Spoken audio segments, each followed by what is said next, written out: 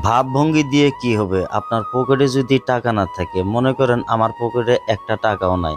আমার পকেটে টাকা নাই, আমি দাঁড়িয়ে আছি অভাবী মানুষের মতো এক জায়গায় রাস্তায় দাঁড়িয়ে আছি। দেখি কারো কাছ থেকে কোনো ৳১০ নিতে পারি কিনা। আমার এখন টয়লেটের অনেক চাপ দিছে। এখন আমি বুঝতে পারতেছি না এখন কি করব? আশেপাশের লোকজন যাইতাছে কিন্তু আমি কারো কাছ থেকে টাকা চাইতে পারতেছি না লজ্জা করে।